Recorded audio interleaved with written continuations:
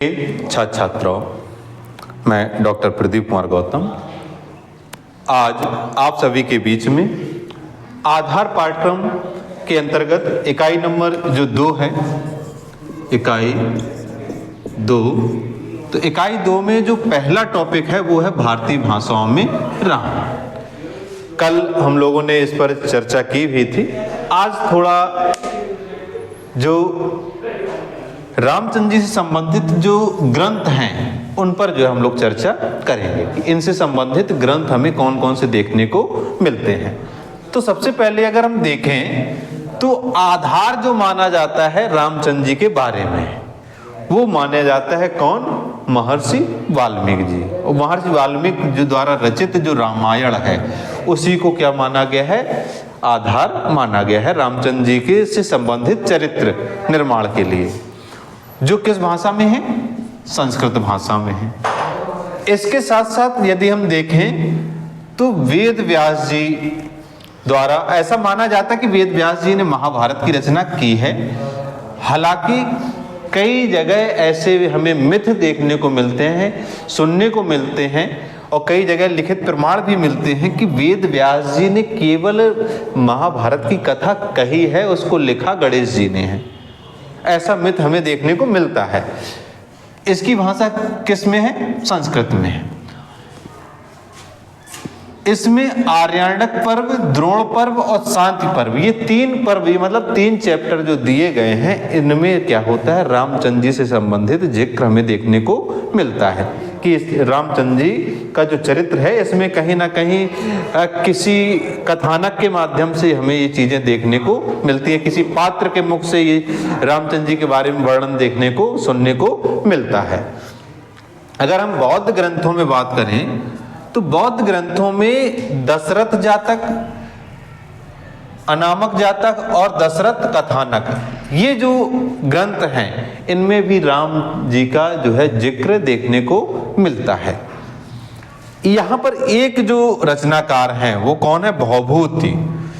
ये जो है बीच में थोड़ा छूट रहे थे, तो इनको हम लोग देखें तो भौभूति ने उत्तर रामचरितम नामक ग्रंथ की रचना की हुई है जो संस्कृत भाषा में है, जिसमें भी रामचंद्र जी का जब अयोध्या वो क्या होते हैं, वापस लौट आते हैं, तो वापस लौटने के बाद का जिक्र जो है हमें क्या होता है इसमें देखने को मिलता है।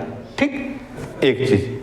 अब यहां हम देखें जैन ग्रंथों में, अगर हम देखें राम जी का जो जिक्र है संस्कृत भाषा के बाद जो सबसे अधिक हमें पढ़ने को मिलता है रामचंद्र जी से संबंधित, तो वो जैन ग्रंथों में मिलता है।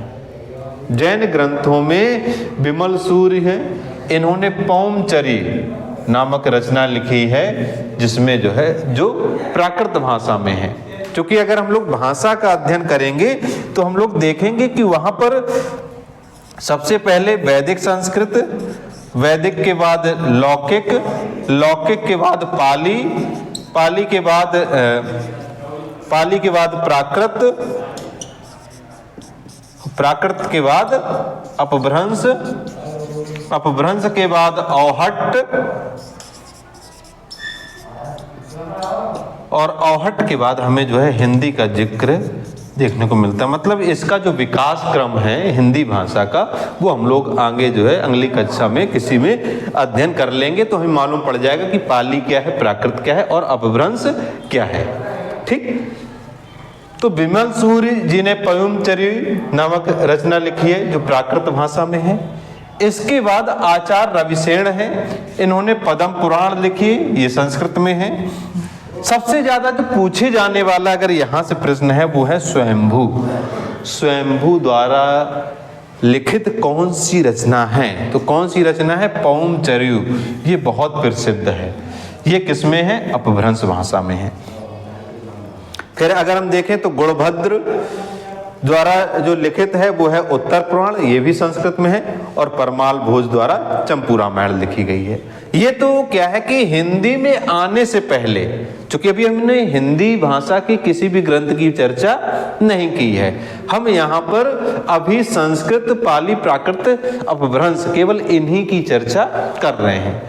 हम लोग हिंदी में देखेंगे, हिंदी के साथ जो भारतीय भाषाएं हैं, भारतीय भाषाओं में बंगला हो सकती है, तमिल हो सकती है, तेलुगु हो सकती है, पंजाबी हो सकती है, इन सभी भाषाओं में भी रामचंद्र जी से संबंधित कौन कौन से ग्रंथ लिखे गए हैं उनका भी हम वर्णन देखेंगे।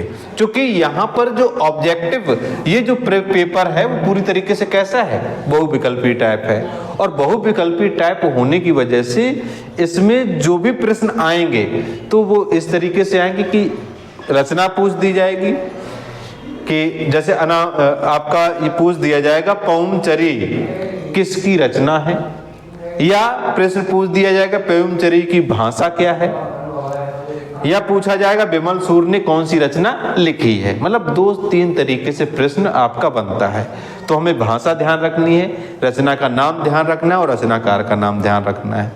तो इससे क्या है कि हमारा आराम से कंप्लीट हो जाएगा।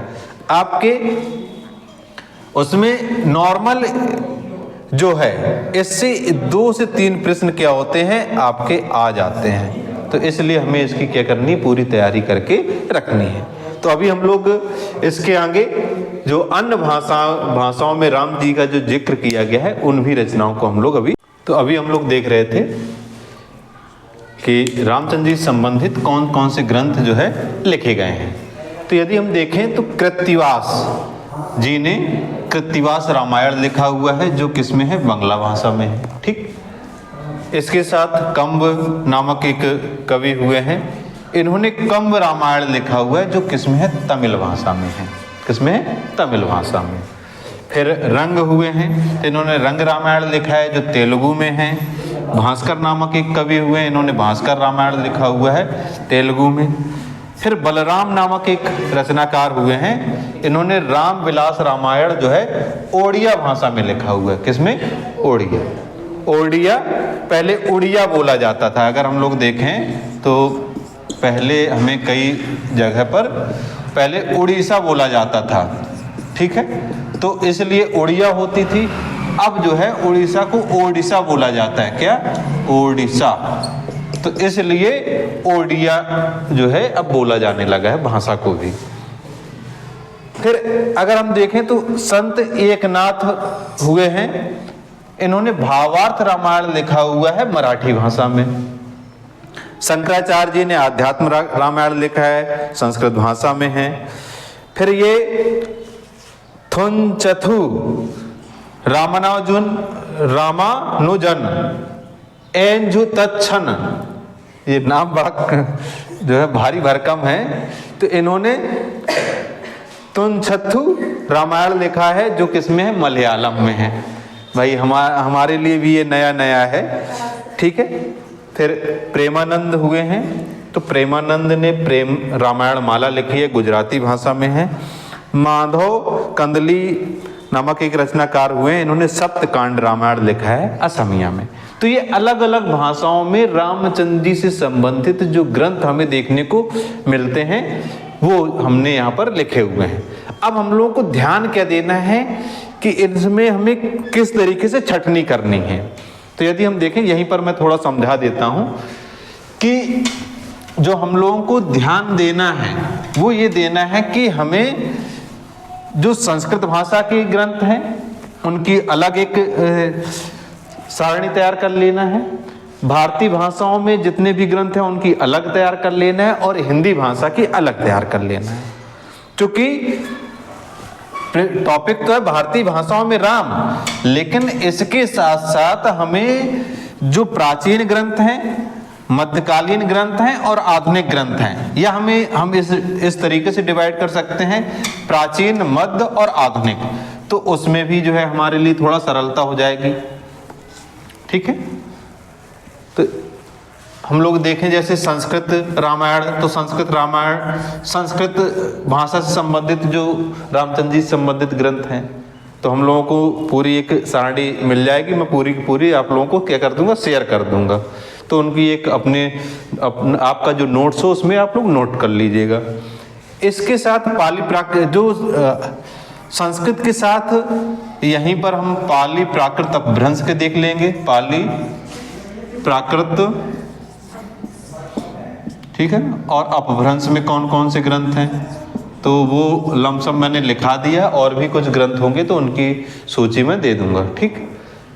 इसके साथ साथ यदि हम अब यहाँ पर देखें तो भारतीय भाषाओं में जितनी भी भाषाएं हैं उसमें हमें मुख्य ध्यान रखना है, जैसे तमिल, तेलुगु, मलयालम, उड़िया, गुजराती, मराठी, पंजाबी, ठीक है, ये बंगला, इनके साथ साथ हम लोग जो है हिंदी भाषा की, तो हम लोगों को हिंदी भाषा की भी जो है ध्यान रखना है कि हिंदी में कौन कौन से ग्रंथ रामचंद्र जी संबंधित लिखे गए हैं, तो उनकी पूरी सूची हमें तैयार कर लेनी। ये तैयार करना क्यों जरूरी है, क्योंकि आपका जो पेपर है उसमें आप ये मान लीजिए कि यहाँ से 2 से 3 प्रश्न आते हैं, और अगर सही है तो पूरा 1 नंबर, और अगर गलत है तो पूरा नंबर कट। तो हमें नंबर अपने कट नहीं कराने हैं, हमें उसमें प्लस करना है, क्योंकि यहाँ से ही आपकी मेरिट में भी सुधार होगा। मेरिट में सुधार के साथ साथ फाउंडेशन में फेल होने के खतरे से भी हम बचेंगे। हमें फेल नहीं होना है, हमें पास होना है, तो ये चीज़ हमें ध्यान रखनी है। तो आप लोगों को ये समझ में आ गया होगा कि भारतीय भाषाओं में राम, अब राम है क्या, राम का आदर्श क्या है, रामचंद्र जी से जो है क्या क्या चीज़ें हम प्रेरणा ले सकते हैं, और इस टॉपिक का वर्तमान समय में प्रासंगिकता क्या है। क्योंकि कोई भी टॉपिक अगर आपको पढ़ाया जा रहा है तो उसका ये समझ लीजिए कोई ना कोई ऐसा कारण है, कुछ ना कुछ ऐसा कारण है जो वर्तमान समय में वो आपके पाठ्यक्रम में है। बिना प्रासंगिकता के कोई टॉपिक आपका नहीं पढ़ाया जा सकता है। तो वर्तमान समय में क्या प्रासंगिकता है, कौन कौन से ऐसे आदर्श हैं जो इनसे ग्रहण किए जा सकते हैं, क्योंकि हमेशा जो भी सामग्री आपके पाठ्यक्रम में है उसका कोई ना कोई उद्देश्य होता है, और उसी उद्देश्य के तहत उसको पाठ्यक्रम में शामिल किया जाता है। तो इन सभी उद्देश्यों को हम लोग अगली क्लास में समझने का काम करेंगे, ठीक है।